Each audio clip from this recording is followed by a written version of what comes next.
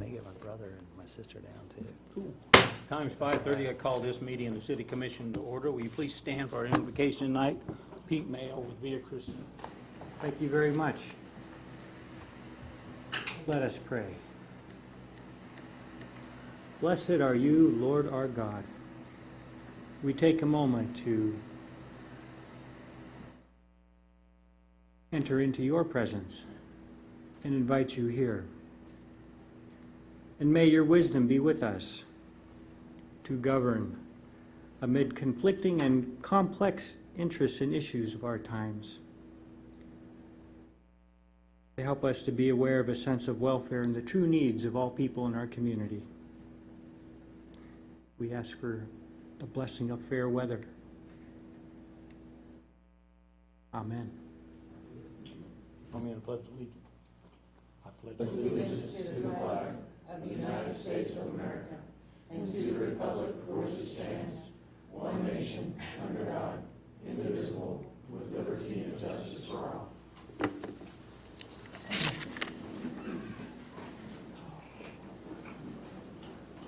At this time, I'm going to open the meeting to public input. Seeing none, I'll move to consent agenda. Are there any items to be removed? I'd like to remove C and E. C and E.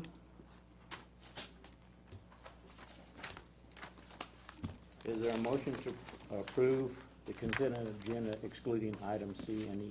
So moved. Second. Roll call. Gray. Aye. Johnson. Aye. Ketterman. Aye. Munsell. Aye. Renan. Aye. Jeremy, item C. Okay. So how does this change the existing code, Bill? What it does is allows the operators at the airport to do the mitigation of wildlife at the airport. Right now we're having problems with starlings, flocks of starlings, so they could take measures in order to control those, maybe shoot a couple of those so that we could manage the amount of birds that are there. Birds and airplanes just don't mix. You get a geese or a bunch of starlings in one of those jet engines. I mean, it's disastrous. So it's just a means of controlling the wildlife only on the airport property. So it will allow them, after they've had hunter or a safety course in gun control, then they would be able to take evasive measures to make sure that they don't have any issues out there. So. Are the staff already doing those kinds of things for like deer or other wildlife? Or Right now, the police officers, when they can, have gone out there. The problem is that it's getting them out there to do it.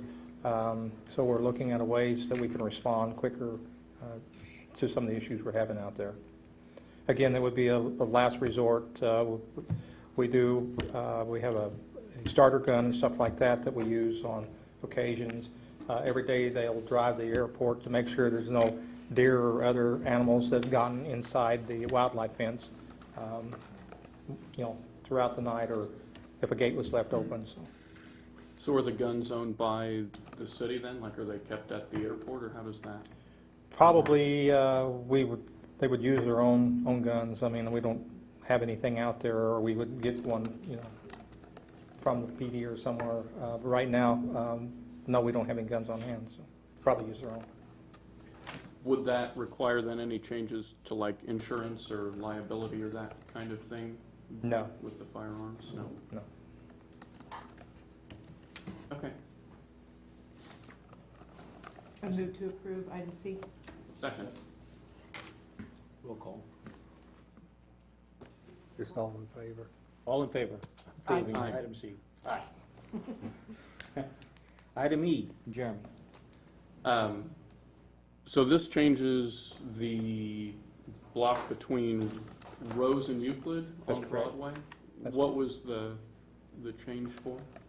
We had one business, several businesses go in there, but since then they've remodeled some of the storefronts in there, so there's a lot more businesses that opened up there. They're having trouble with long-term parking, using that when they have short-term customers. So it's a way to move the cars out of those parking lots so that they can be used for parking for the customers of those businesses. And this is a request that came down through the downtown organization to look at that. Okay. I'll move to approve. Second. All in favor, say aye. Aye. We have scheduled a public hearing, taxable industrial revenue bonds, La Quinta Inn Hotel Project. The city of Pittsburgh advertised for a public hearing to be held on June 23rd, 2015, at a city commission meeting commencing at 5:30 p.m.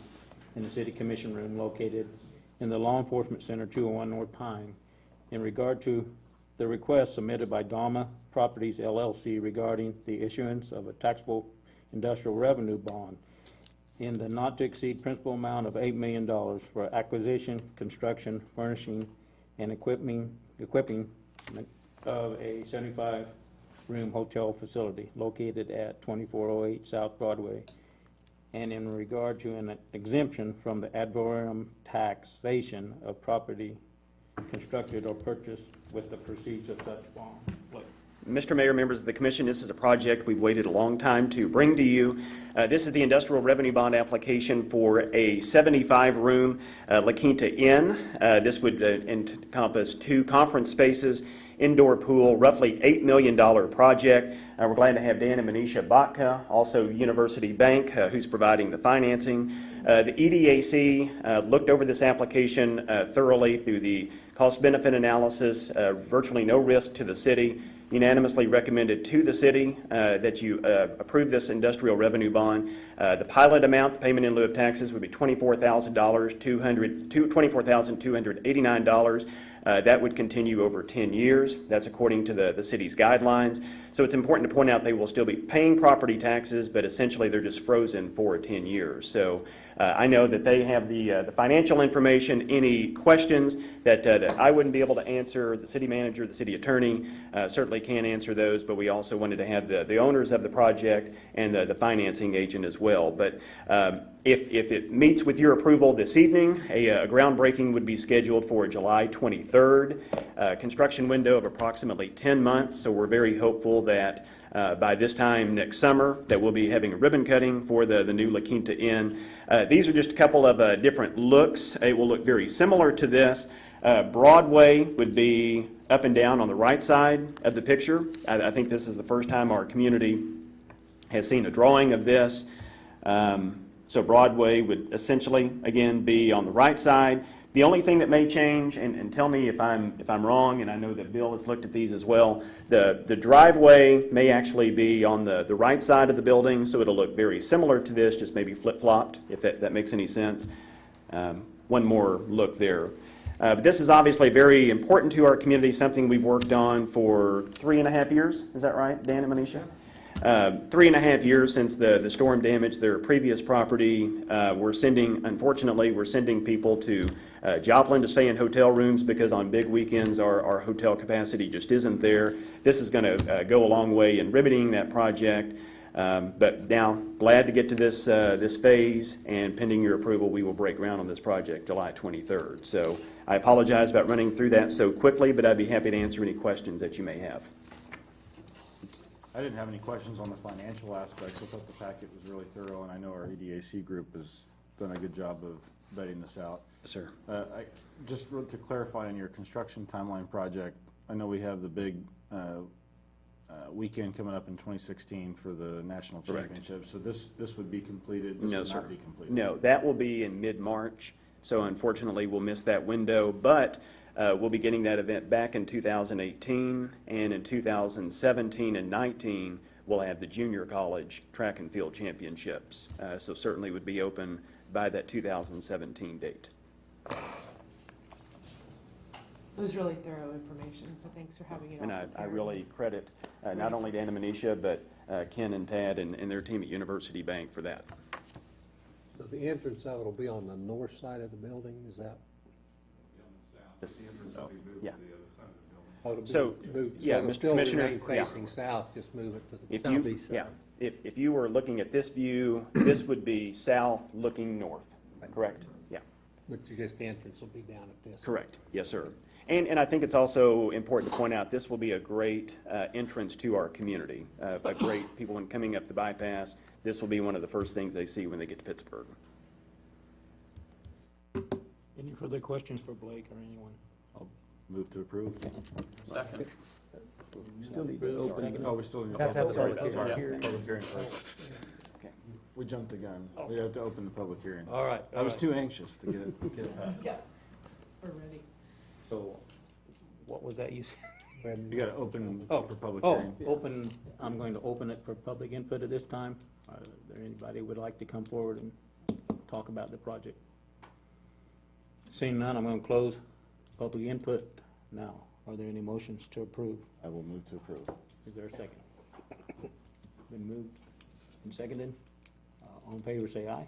Aye. All opposed, same sign. Motion carries. Consider the following. Resolution number 1172. The Economic Development Advisory Committee voted unanimously on June 10th, 2015 to recommend governing body approval of resolution number 1172, determining and advising of issuing taxable industrial revenue bonds for the purpose of financing the acquisition, construction, furnishing, and equipping of a hotel facility to be located in said city and authorize execution of related documents. I'd move to approve. I'll second. It's been moved and seconded. All in favor say aye. Aye. Aye. All opposed, same sign. Motion carries. One quick comment, Mayor. Before Dan and Manisha get out of here, I just want to make sure we acknowledge, we've asked them to do a lot with this hotel. We have a 10-foot pedestrian trail that connects up with the rest of our system running right up beside it for pedestrian accessibility. They have been through a lot. I know when I first moved here, it had a blue tarp on it. We went through demo, a ton of negotiations, and I think I know the community's been waiting, and I just want them to know how hard these folks have worked on making this deal right and make sure, not that it was just right for the Botkas, but it was also right for the community. And I want to say thank you very much for your patience, for being such a good partner, and very much looking forward to breaking ground and getting it completed. So thanks a lot. Thank you. Thank you. Consider the following. Tenant-based rental assistant, TBA or TBRA grant application. Staff is requesting authorization to submit an application to the Kansas Housing Resource Corporation. Tenant-based rental assistance program for a grant in the amount of $200,000 to be used to provide utility deposits, rental subsidies to individuals experiencing homelessness, as well as security deposit for non-homeless, low-income households. Becky. Thank you, Mayor and Commissioners. So I just wanted to address this grant. We've applied for the tenant-based rental assistant grant in the past. We've always used it as a city to pay for security deposits to help people get into housing. With the closure of the Choices Homeless Shelter for families with children, our community has not had any systematic approach to serving people who are experiencing homelessness. The City of Pittsburgh has participated for quite some time in a regional homeless provider network, who is working very hard regionally to align our funding streams and our administrative plans so that we are collectively addressing homelessness throughout Southeast Kansas. I believe that that network is even stronger in the City of Pittsburgh, and the nonprofit, faith-based, and government entities that are all working together to address homelessness are literally rewriting our administrative plans, rewriting our criteria for qualifications for homeless services, and negotiating our funding sources so that we're not applying against each other, but we're applying in concert with each other. So this application would be the first grant application that's going in under this new model, which is a national movement called Housing First. The idea is to identify people who are currently experiencing homelessness and get them into housing immediately, with the caveat that they are linked with case management services. And those case managers then help the families or the individuals that are receiving this housing subsidy to address whatever barriers or complications they had in their lives that got them to the position where they were experiencing homelessness. So we're asking then for the $200,000, which is an increase from last year, because not only do we want to be able to provide security deposits, which is often a barrier to housing, so that prevents homelessness, but also to provide rental subsidy, rental deposit, and security deposit for homeless individuals and households. That subsidy could last up to 2 years, during which time they would be applying to receive Section 8 housing, or hopefully becoming gainfully employed and not needing the subsidy anymore. So with your approval, we would be more than happy to submit on behalf of the city this grant for Kansas Housing Resources Corporation's TBRA funds. I am so pleased we're collaborating with others. That is fantastic, and thanks for your leadership on that. So Welcome. it's the only way to go. Do we typically get the entire amount that we apply for on this grant? Or do they cut it back? I think that my understanding of the history of Pittsburgh's application for this grant is it's been relatively sporadic. You can apply every year, but you can use 3 years to expend the funds. So it appears from the paperwork in the past we've applied and expended the funds before we applied again.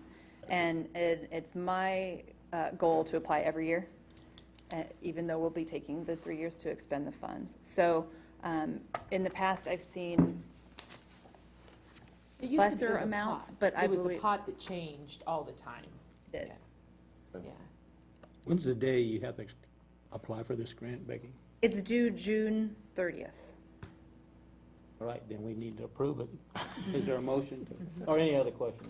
Further questions? I'd move to approve. Is there a second? It's been moved and approved, seconded, is all in favor, say aye. Aye. All opposed, same sign. Motion carries. Item C, USDA Rural Housing Preservation Grant Application. Staff is requesting authorization to submit an application for a USDA Rural Housing Preservation Grant in the amount of $50,000 to preserve, repair, and rehabilitate owner-occupied homes for low to very low income households. So this is a grant application that I don't believe we've applied for in the past. $50,000, given a city our size, is not a lot of funding. However, if we use it in concert with the other rehabilitation and repair fundings that we have, we may be able to, well, the goal, at least in our housing department, is to identify clusters of homes that can be either city-owned through the land bank and improved that way, or identify the owners of the parcels and reach out to them with different programs that we have. There's no match requirement for this $50,000. However, the more funds you leverage against the projects, the more attractive it is. And so in the application, I've written it such that we would leverage 50%, whether that be the homeowner contributing 50% of the cost, or perhaps acquiring one of the low-interest loans that the housing department offers for that purpose, so that we could qualify for this. Now, this is not a grant, this is a pre-application. So we're applying to apply. So there's a public comment period. It's been open for 2 weeks. I've received nothing in my office, and we're going to wrap that public comment period up here. And then with your approval, I will apply the pre-application to the USDA grant. Any Becky, I questions? got one question on this. On the page here, it says you're able to retain 15% for administrative costs. What is that for? Or is that something that we would really need to keep? Because that $7,500 probably could be used better to help the housing problems. Sure, that's a very good question. Every grant has a cap on how much administrative costs you can keep out. Those costs would go to pay for staff time, the time spent writing this, the time spent reporting on it, the time spent processing the applications that we would receive from homeowners. And so if the housing department had a surplus of funding, and we weren't drawing a bit from the general funds to cover our administrative costs, I would agree that we should put as much possible to it. I believe when Jamie and I talked about how much we should set aside for admin, we said we could do up to 15. We thought we would aim at 10%, to be fair, but we also want to be able to cover the cost of our staff. Okay. Does that answer your question? Yeah. Okay. Do you need us to do anything other than approve, or do you need to I think we, document public comment? that's it. We just needed approval for signatures and I'd move to approve. application. Been moved to approve and second. All in favor, say aye. Aye. All opposed, same sign. Thank you. Motion carries. Thanks. Economic Development update. Director of Economic Development, Blake Benson, will provide an update on economic development in Pittsburgh. Thank you again, Mr. Mayor. It's a good day to be in economic development and hopefully about to get it even better. Good thing we voted the way we did. Yes, I know, yeah. He was going to change the Oh, I thought- slideshow I here thought that if was it in your didn't work out. presentation. All right, just, Mr. Mayor, a couple of other projects that we're working on. We tried to pick projects that maybe the community wasn't aware of. First of all, I want to bring you up to speed. KDOT is currently looking to build a transload facility somewhere in the state. And essentially what a transload facility would be is a facility where you can rail in products and offload them to trucks, or vice versa. Criteria was very specific, and we had 2 sites that fit the bill, 4 if you stretched a little bit, so we submitted all 4. Feels very strongly about 2 of them. One of them is the Southwest Industrial Park here. The other one is the Kansas City Southern site. This is a 70-acre site just south of the 23rd Street overpass. This would be a big deal because anytime you make it easier to get goods in and out of a community, business grows. It's as simple as that. So we have responded to 2 questionnaires so far. We expect just any day now the first round of cuts. We feel very good about these 2 sites that I've shown you here. But we haven't officially gotten the word from KDOT that they have made the cut, but we feel very strongly about it. More updates on this coming, but some community members know about it, so I just wanted to visit a little bit about it. It had to be big, 40 to 50 acres, it had to have rail service, and it had to have proximity to a highway. And both of these sites meet that criteria, so we're excited. It's still too early to get too excited because the last I had heard, these 2 sites were 2 of 100, but we understand the first round of cuts is coming very soon, so we should know where we are on the KDOT transload facility search. The Career and Technical Education Center, Commissioner Mernan is a member of the Board of Directors. That project continues to move forward. They are currently now seeking a building supervisor, a director of the facility that would be on site, and that's a big step in this process. I know that they're already beginning to move programs into the tech center, but this is moving forward, and we've got a lot of positive press, not only in this area, but across the state and across this part of the country, as being a community that's really stepping up and leading the way as far as career and technical education. So very proud of that. Commissioner, did I miss anything you want to point out? Okay. Couple of smaller projects, but still very important. You saw Jesse's write-up in the Morning Sun. A-Plus Dry Cleaners, they have officially opened their new location just east of 4th and Rouse. As you'll recall, the city was able to contribute $8,000 to help with a drive approach on the east side of this building. This relocation was obviously due to the Walmart Neighborhood Market project at Centennial and Rouse. Also, Centennial Liquor was able to relocate across the street just east of Chatters, so we're certainly glad that we were able to keep both of those businesses in our community. Happy Nails, that will be open, may actually be open. This picture was from yesterday. John Doe has done a great job with this project. We get a lot of questions because people ask, well, how many nails are they going to do? They're actually only using the left half of the building there, the north half. The south half will be available for lease for a new retailer. So that's good to be able to get new retail space downtown. And there's also apartments on the back of the building. So a positive development happening in the downtown area. One you may not be aware of is Little Shop of Flowers. That's very clearly not the Little Shop of Flowers. John and Kim Clark have purchased the H&R Block building a few blocks up from their current location, and the Little Shop of Flowers will be moving to the old H&R Block building later this summer, early fall.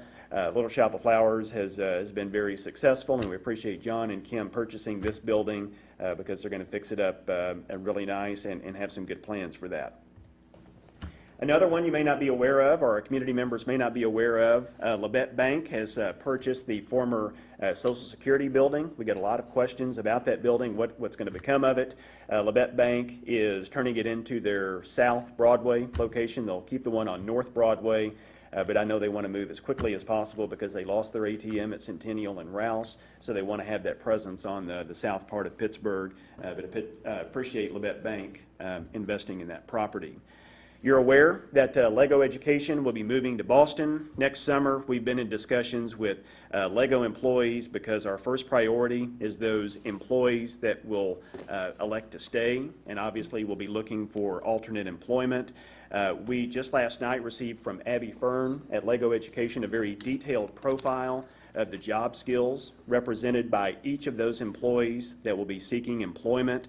We have all day been sharing that information with employers that are looking, maybe looking to fill positions like that, or even if they don't have an open position, based on the skill set of those Lego employees, they may create a skill set, or they may create a position to take advantage of those employees being available.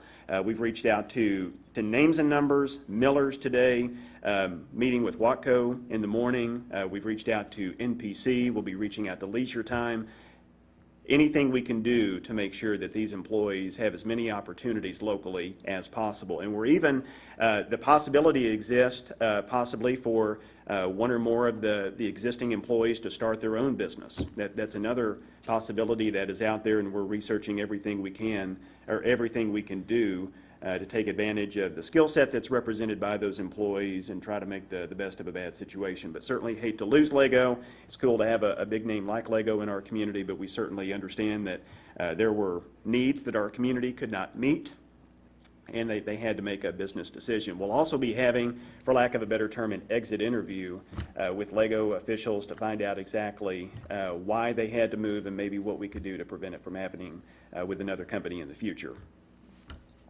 Our Medical Services Task Force, we've talked about this for a long time. They're set to meet for the first time next Monday. This is the group that's going to advise us on how we can further grow our medical sector. The medical sector in Pittsburgh has been a big growth sector for us. We want to do anything we can as a city, as a community, to be conducive to even more medical growth. Krista Postai with the Community Health Center, Randy Kaysen with Via Christi will be chairing that task force, and you can see the members that will meet for the first time at 11 o'clock next Monday. So really excited to get this process underway and interested to hear what they have to say on Monday. Plenty of ideas, I can assure you.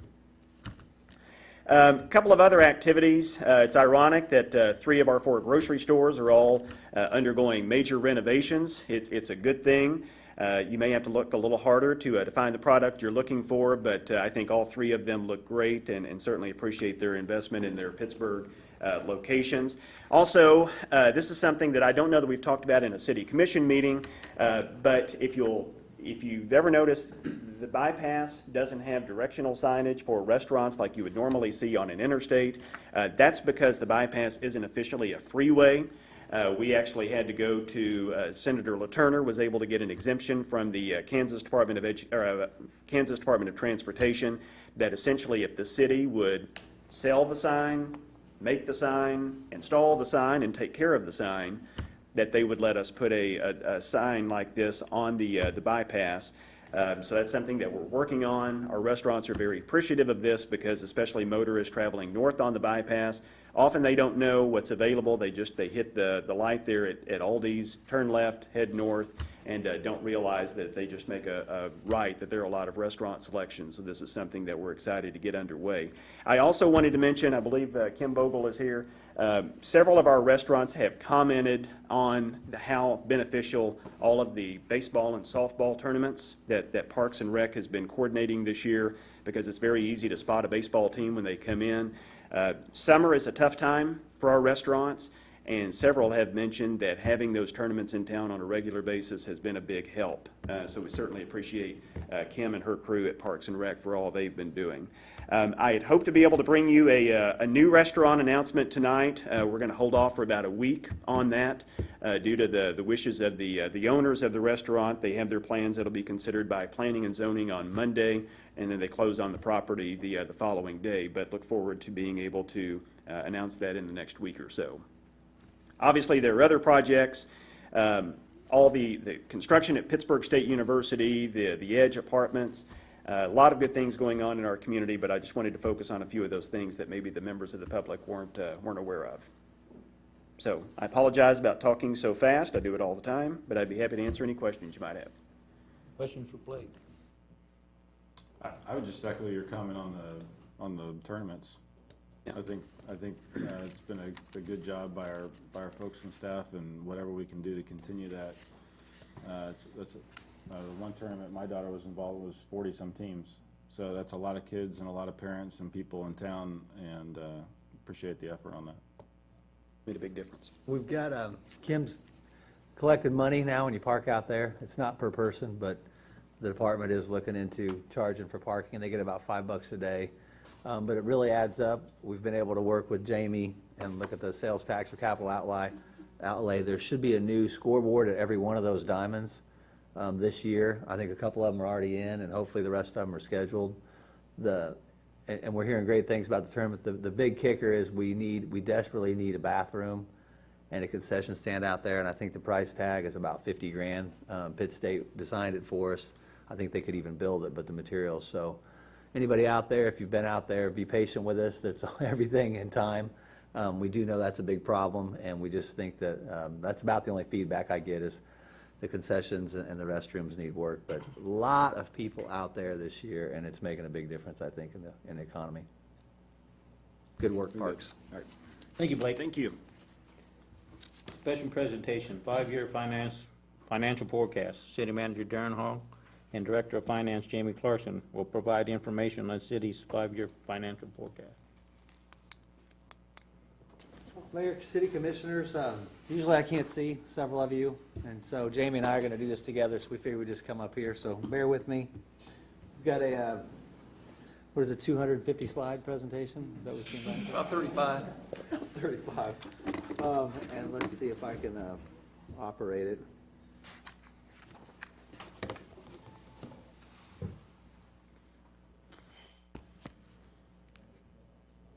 How many bled my finger? And of course, that's Blake's. Jamie, we got her queued up. There we go.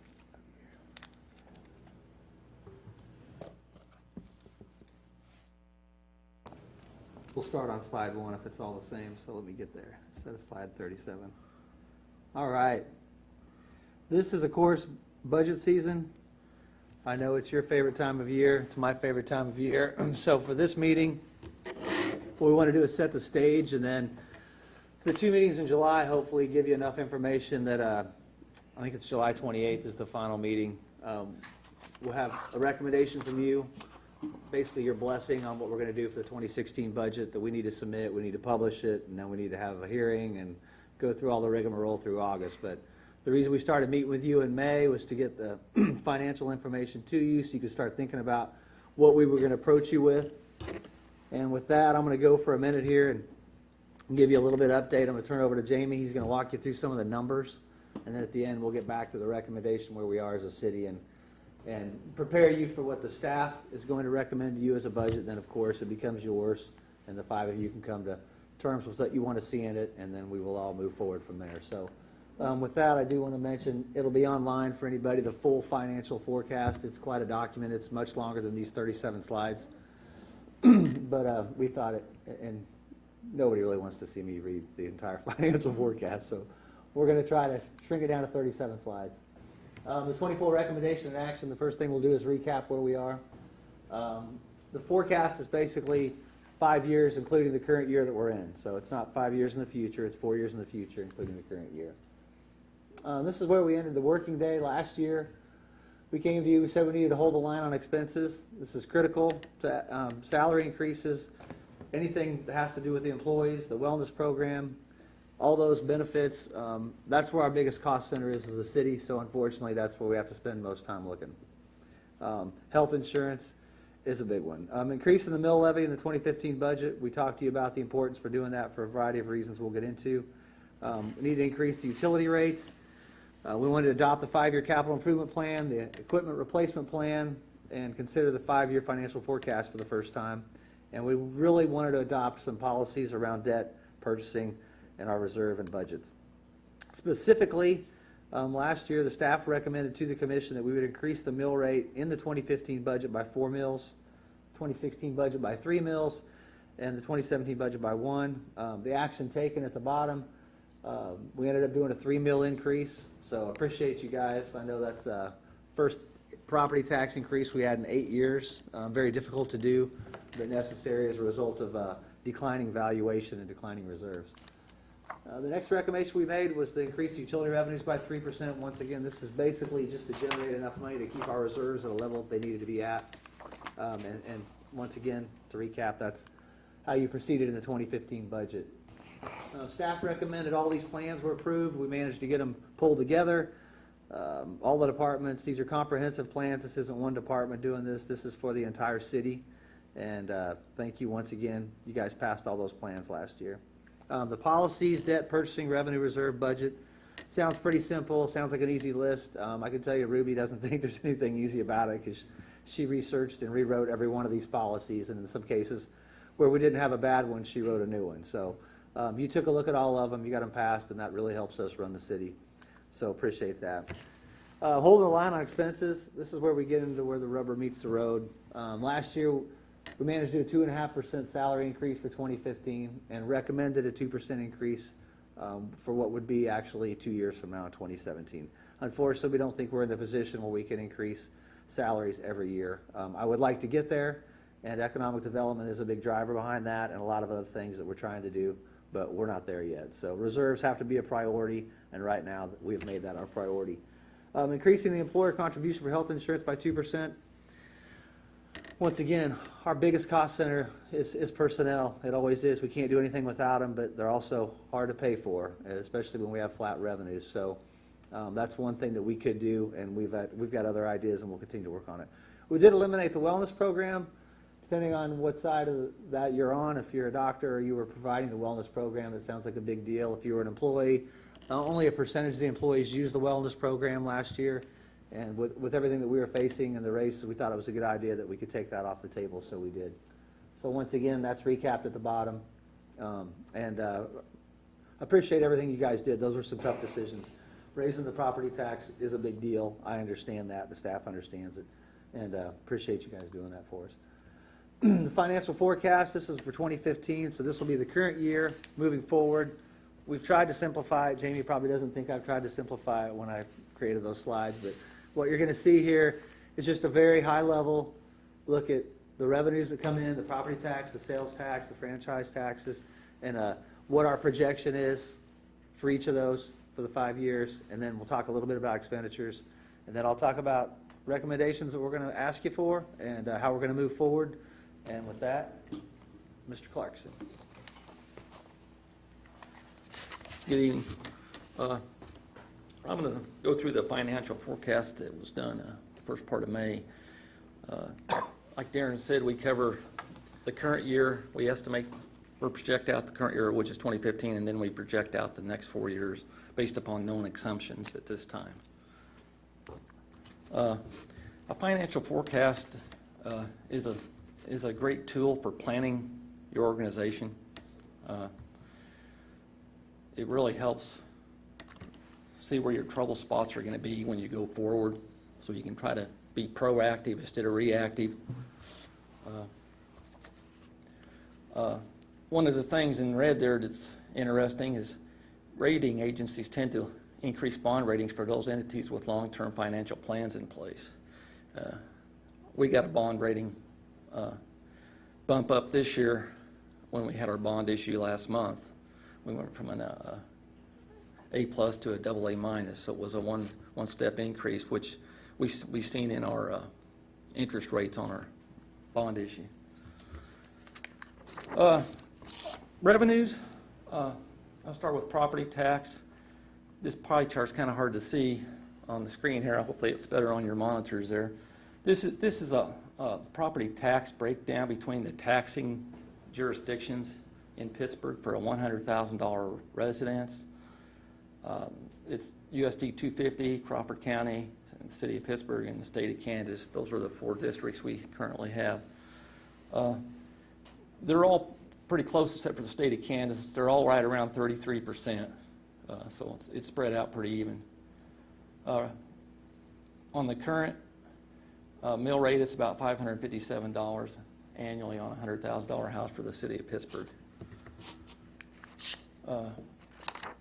This graph here shows how the uses for property tax dollars levied are. The big chunk at the bottom, that's general operating. The middle darker green section is for debt service, and the little bitty blue ones are the libraries portion. We have 3 breakdowns for the mill levy. We got general fund, we got debt service, and we got the library. This is assessed valuation projections. 2012 through 2014 are actual. 2015, well, I should say that over. 2012 through 2015 are actual. 2016 through 29 are projections. When we talked with the Crawford County appraiser in April, he stated that it looked like we was going to get about a 1% increase for 2016 valuations, and I haven't gotten those official estimates yet. I'm supposed to be getting them within the next week from the county, but I haven't gotten them yet. So, and I projected out for 17 through 19.5% increase per year. There was 7 or 8 years in a row, I think 2000 through 2012, or all the way through 2014, 2008 through 2014, that we had a declining valuation every year, assessed valuation, which a lot of that was due to the Great Recession we had. Sales tax revenues. The state just raised their sales tax portion 0.35% effective July 1st. So the overall sales tax rate in the state, or in the city of Pittsburgh, currently is 9.25. It was 8.9 before that. Of the city's sales tax, which of that 9.25, the city's portion is 1.75, and all of the 1.75 is earmarked for special purposes. Street repairs, economic development, municipal auditorium operations, capital outlay, equipment, public safety debt, and public safety improvement, enhancement. And that shows when the end dates are on those. We just renewed the street tax last time, so it's good for 5 years now. This chart just shows the dollar amounts coming in from sales tax. It's kind of skewed a little bit because we've added sales taxes over the last couple of years. That makes it look like it really jumps up. Like in 2014, you can see when we added the enhancement to enhance public safety or improve public safety sales tax. I'm projecting a 3% growth for sales tax in 2015, and then for next year I'm just saying 2%. I think in May, I think we were over 3, but I'm still going to hold it at 3. I'm not going to go past that. Jamie, can you go back a second and just Sure. talk real quick about the dip in 2018? Okay, yeah, I forgot about that. If you can see the dip in 2018, that's because I'm projecting we're going to pay off the public safety debt portion of the we collect sales tax, 0.5% for public safety debt that built this facility and the fire station facility, and it's scheduled on the bonds to be paid out in 2018, but based upon our collections and reserves we've been building up in that special sales tax, I'm projecting we're going to pay that off in the fall of 2017. So that falls off. That's why we got that dip starting in 2018 there. And that brings in roughly, I don't know, about $1.9 million a year. So franchise taxes, this is a smaller revenue stream for the city, but it's a much needed stream. They're projected fairly flat. The only growth we see is generally in electricity, and that's because electricity rates keep going up all the time. People may wonder why we don't increase those to generate more money and hit the utilities harder, but everything we would increase, they would just pass it on to the consumers, so it would just be like a tax increase for the users. So we've got those set at the maximum rate that we can charge, and or at least 5%, which is the generally accepted maximum rate. But anything above that, it would just get passed on and be more expensive. Revenue projection summary, as I stated earlier, we met with the county appraiser and his staff member back in April. And we went with a 1% increase projection for 2016. Sales tax projection, 3% for 2015, 2% for the next 4 years. All other revenues are projected to remain flat in 2015 and beyond.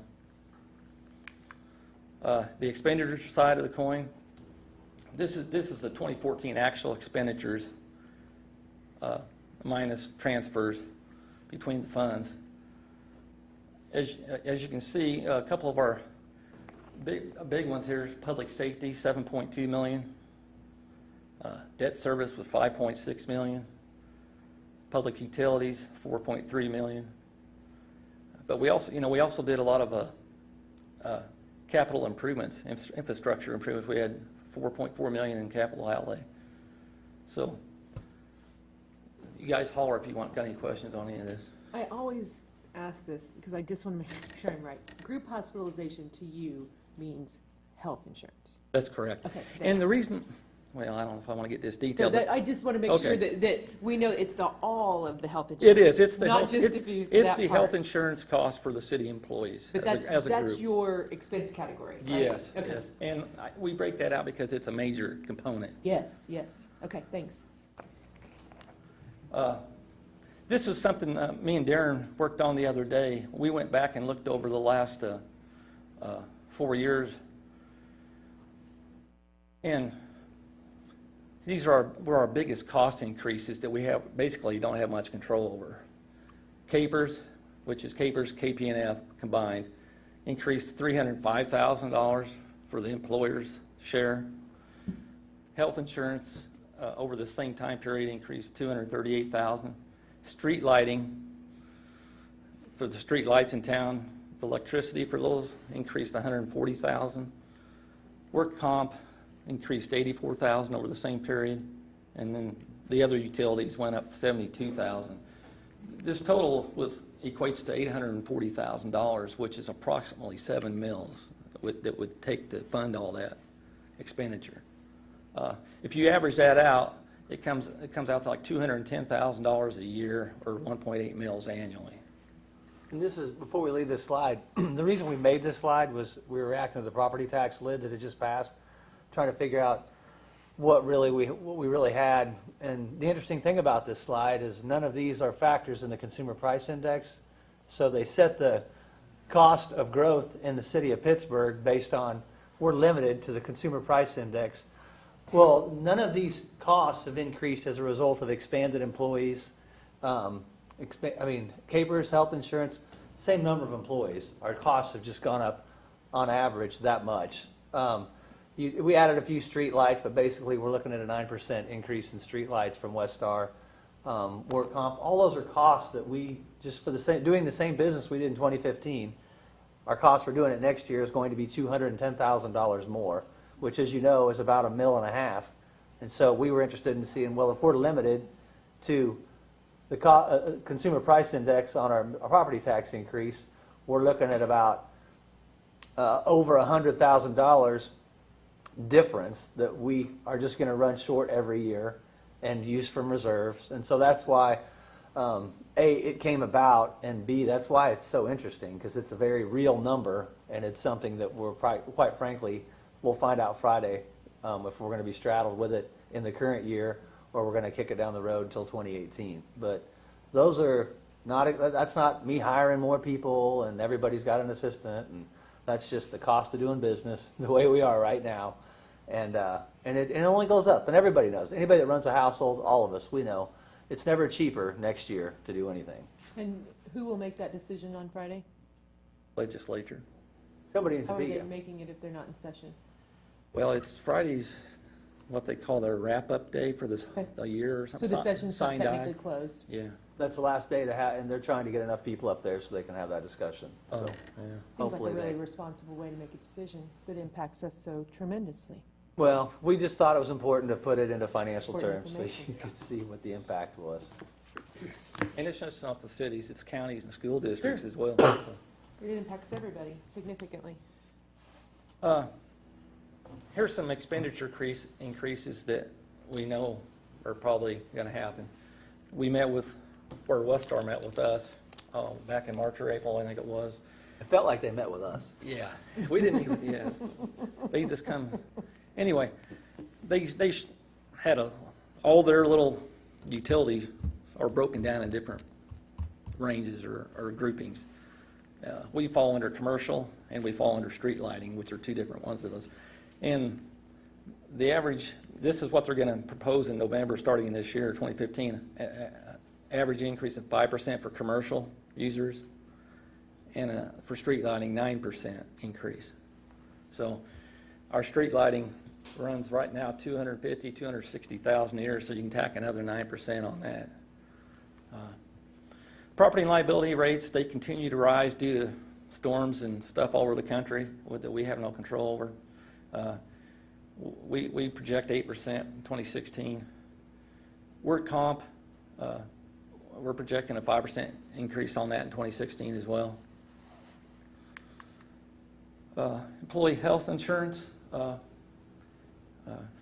as you all know, health insurance costs go up every year. I'll let Darren extrapolate on this a little bit if he wants to. Yeah, thanks, Jamie. Obviously, we're self-funded. We all know that. We took a hard look at this last year with your help. Whatever we do, whatever we seem to do, we're looking at about a 6.5% increase every year. In 2014, we restructured the entire plan. We bid out all the components, not just to say that we did it, but we actually went with new providers across the board for the third-party administrator, the pharmacy, the dental, and the claims processing. I appreciate you all doing it. It was a lot of work. The reality is, we only have 7 months. What is this, June? We only have 5.5 months worth of claim data. So as much as we desperately needed to make that change so we can get full claim data and be able to bid this thing out and find out exactly what kind of plan we need to give the most efficient, best priced insurance to our employees, we're probably a year away from being able to do it, because if we don't have a year of claim data, it's very difficult to bid it out. So that's where we are right now. The health insurance cost for 2016 through 2019, we're looking at a 5% average per year. And I think the next slide is a continuation of some of this. We obviously understand that changing the plan or adding other plan options is coming. Increasing the employer and employee contributions, which is, we did some of that last year with the 2%, but that's a reality. That's probably something that we're going to have to be talking about. Increasing plan deductibles, obviously that changes the cost of providing that service. And then a combination of all those, I think, are what's going to be on the table. And we've got an employee committee together this year. We're trying to get their feet wet so they understand why the changes have happened that have currently happened. We had somebody say the other day, my pharmacy has gone way up because we left Blue Cross, and we explained to them through the employees that it didn't go up because we left Blue Cross. It went up because we changed the deductibles on that, because that was our highest cost center, and all of the employees and their families and the members were paying for those increased pharmaceutical costs. What we did said, if you want to have, the high-end pharmaceuticals, you're going to have to pay the higher premium for that. So that's the kind of information we want to get back to the employees, let them know why we're doing it. But all this is coming. I don't think that we're going to be in a position in the next 8 weeks to bid this out. We will definitely be in a position by this time next year to have already bid it out and be sharing information with you and talking about what kind of change we need to make to the plan so we can keep it affordable, because we definitely don't want to lose any employees. We don't have enough employees as it is, but we're getting expensive, as you all know. Debt service, this chart here is just a breakdown of the city's debt service by debt instrument type. It's principal, total principal and interest due on the instruments. This changed a little bit after last month because we had KDH&E debt, and we converted some of that over to GO debt to save $450,000 in interest costs. So, and I think our last, this goes out to like 2031, I think, is the last payment on some of this stuff. So this is spread out over a number of years, and we're constantly looking at this to find if there's any refinancing savings that can be made on existing debt. Jamie, I should know, what is the state RLF? What's that associated That's with? the KDH&E loans That's, from the Kansas. and that's Health mostly and environment. sewer and wastewater treatment and water. Right, right. Okay, thanks. Yeah. This here shows you the debt by year spread out over the term or the length of the duration of the debt. And this looks a little different than last year. If you notice the spike in 2017, everything's pushed up at that peak there. That's because we're going to pay off that public safety debt.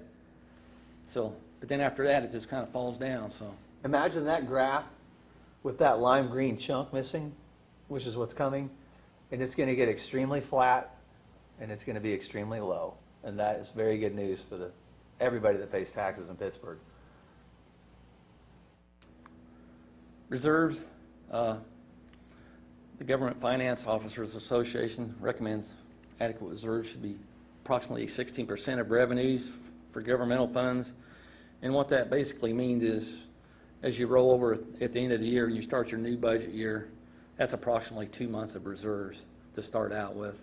Because a lot of times you don't get your revenues until after you've already incurred expenses at the beginning of the year.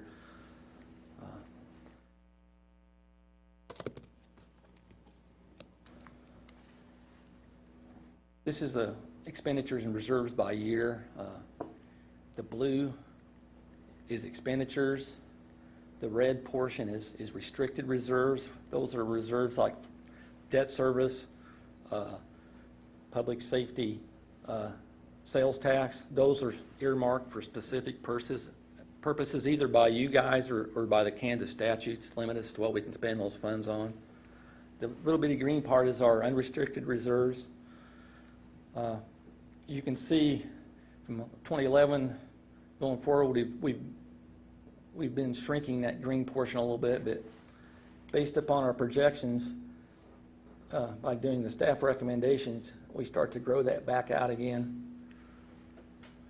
The important thing on that graph is just what he said. Look at the green. It gets smaller and smaller as you go across, and then you took some action in 2015, and you finally stopped the bleeding. Now, it's not growing excessively.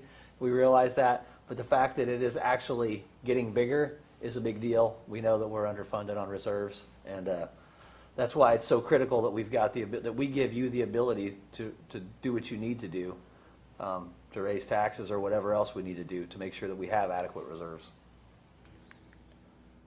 This is the general fund. The top little squiggly line, that's the reserves goal. The green colored area, shaded area, that's what we're actually at, and then projected out. You can see like 2018 to 2019, they start to move towards each other. It doesn't include the public safety sales tax reserves. This is without them. This is Could you go back one? I'm Sure. sorry. I don't understand that graph. Would you say that again? Those two, which part? Here's the the two need to be closer together is what you're saying? Yes, yes. right now, the top of the green Yeah. is where we're projecting we're going to be. So we were heading down in 2013 and 2014. Once again, in 2015, you raised the property tax. Part of that mill increase went to those reserves. So you see it start going back up, it flattens out, but in general, it grows. The line above it is our goal. That's the standard that we have set. That's the reserve level. Yeah. That's that 16%. So the gap, the white area, is how far we still have to go. That's But- kind of depressing. But the red line, well, there's nothing about this that's supposed to be uplifting. Okay, all right. It's just, That's it's just kind of a big where we area. are. That's But without PSST reserves, the important thing about that is we have backed out the public safety sales tax that you passed. Early on, we had a lot of reserves. There's probably $600,000 we're estimating at the end of this year that will be reserves, that in case it was a catastrophe. In addition to these reserves that you see here, we do have that $600,000, but we've backed it off because that's theoretically earmarked money, and it's tied to that tax. But that is the gap. But the important thing is, as Jamie said, the area in white, as you go out, is starting to close, and what we want to do is get to that black line. Okay, thank you. Do you have any guess on how long it'll take to get to that point?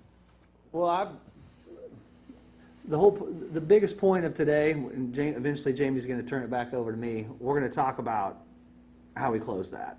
And we're not done working on it. And unfortunately, it's going to mean, as anything, as you can imagine, reducing your costs, controlling your costs, and increasing your revenues by the amount that people can stand, but that gets the job done. 8 years ago, valuations dropped, and we held the line on property tax. We probably should have increased it a couple of mills a year. We didn't. Good reason. We were in the recession. It was tough times. But the result of it is this.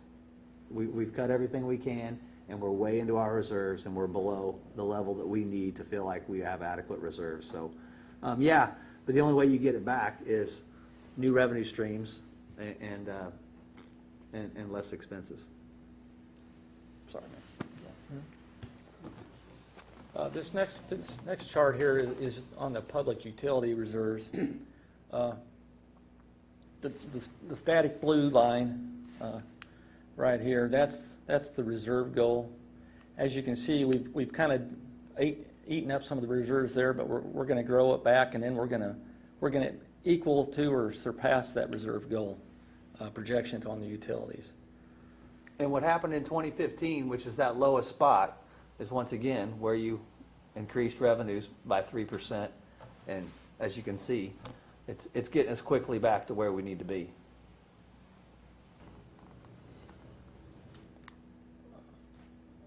Financial forecast summary, this is what we project. 3% annual growth in sales tax for 2015, 2% for 2016 through 2019, 1% increase in assessed valuation for 2016, 0.5% growth in assessed valuation for 17 through 2019. All other revenues projected minimal growth or flat. Expenditures, health insurance costs will continue to rise. The fringe benefits such as retirement, which are mandated by the state of Kansas. Workman's comp insurance will continue to rise. Utility rates for electricity will continue to rise. Property and liability costs will continue to increase as well.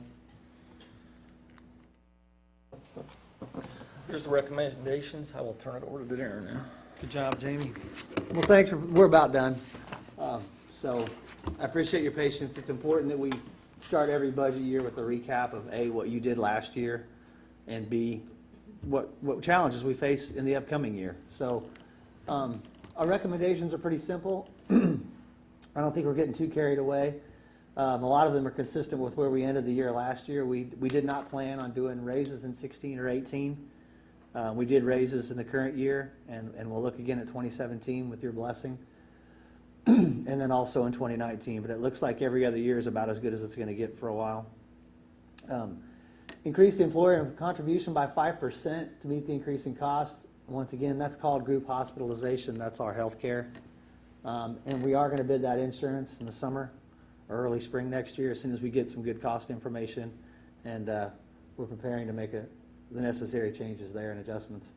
Increase the mill rate by 2 mills in 2016 and 2017 and 2018. And actually in 2019, it would be down to 1. Now, if you remember last year's financial forecast, I believe it was maybe 4.3222. Sales tax is doing well. You did 3 last year, even though we asked for 4, we got 3. The reality is, and I don't make this recommendation easy, if we turn our back on this, that reserve is never going to change. I can only control the expenses so much. As you could tell by a slide about 15 minutes ago, the cost of doing business just goes up. So it's a hard one, but in 2016, in the submitted budget that I'll present to you at the next meeting, it will be based on a 2 mil property tax increase, but that assumes that the legislature gets together Friday and approves and pushes that thing off till 2018, the property tax lid. If they don't, we don't have to. I'm assuming you don't want to run out and have an election in a week. I don't know what we would accomplish, and I don't know a lot of people that are going to vote for a property tax increase on themselves. And we would pay $10,000. And we would spend $10,000 to get that information. And, you know, I made the argument last week and the month before that, and I'll make it every day. And you guys introduced me to that argument. We elected you to make those decisions for us. If we wanted to run out and have an election every time that we passed an ordinance or increased a tax or did what we needed to run the city, it would be a whole different world. But we've got the 5 of you, and unfortunately, I don't feel like I'd be doing my job if I didn't recommend to you that we have a 2 mil property tax increase in order to keep gaining on that reserve. That is about $20 on a $100,000 house. And as we all know, we have a lot of houses in this community that are under $100,000, and we have a lot of people that are on a fixed income, and the staff is not making this recommendation lightly, I can promise you. But that's what's coming. Increase utility rates by 1%. I believe in last year's 5-year plan we were at 2 or 3%, based on where we are and how things are projecting. Although I don't think we've sold a lot of water in the last 3 months. We'll take a look at it at the end of the year. We think 1% is probably prudent, and then 2 in 17 and 18, and 3% in 2019. But we will continue to look at this every year, I can promise you. Property tax lid, I think I've been through this. Do you have any questions on what was really going on here? These are the numbers as it laid out. The next slide's probably a little more clear. I'll run through it this way and then that way, and then I'll probably drop it. The CPI that we're supposed to be tied to is 1.6%. Under the law, currently, we could raise our property tax $63,000 without a vote of the people. That's approximately about a half a mil. A mil generates about $118,000 a year. That would cover 30% of our average annual increase of $210,000 that we summarized about 20 minutes ago and showed you that no matter what we do, our costs just go up. So our costs every year go up $210,000. $63,000 of that could be covered by our ability to increase our property tax. I think 3% of that is growth from the sales tax and cover another $42,000. Still leaves us about $105,000. Here's the math problem. You know, 210 is what we increase. You take off 63, you take off 42, you're still dealing with 105. And what you're not doing is you're not giving anybody a raise, and you're not putting any money away. And you're not improving any city services. And that's why it's important, I think, that we present it to you. Now, under the law, we can always have an election, but I'm still trying to figure out how that's supposed to work.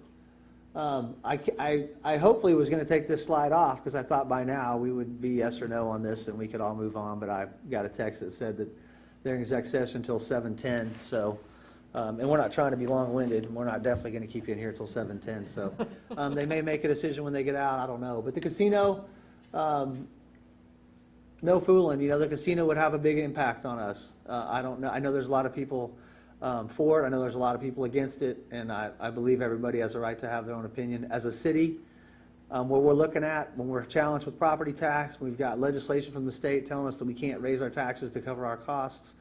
We've done everything we can, opened as many restaurants as wanted to be here, tried to grow the sales tax. The reality is if we got a casino here and they were going to give us $300,000 a year, boy, wouldn't that take the heat off the property tax for a few years.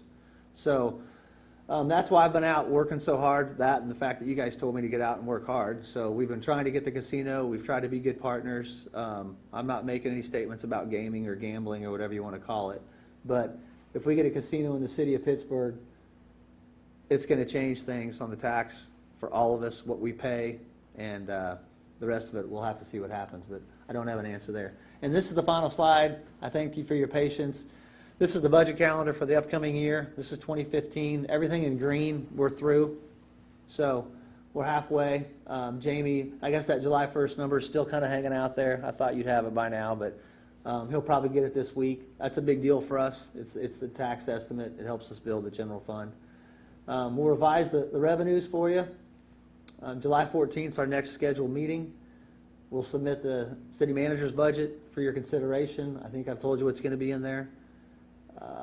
July 28th, hopefully we can wrap it up. If we need to have, we'll do anything we can between now and then to get you any information so that on the 28th you're comfortable enough saying, I think that's a good enough budget, and lock it down so we can get on with the public process, which is basically to publish it and have the hearing notice, and then we'll, hopefully adopt it at the first meeting in August, and then Jamie will send it away to the county, and we'll do it again next year. I appreciate your time. I appreciate Jamie's hard work on this and the staff putting together that forecast. We told you last year when we did it that we would update it every year. I know it probably doesn't feel like it, but that is a summarized version of it, and it's a good document. It is online. It will be online, I think, by tomorrow, and we'll be happy to answer any questions. Great information. Question for Darren. Thank you, Darren. Thank you, guys, Darren. for Yep. putting that together for us. Are there any non-agenda reports or requests tonight? We do have one. All right. Bill?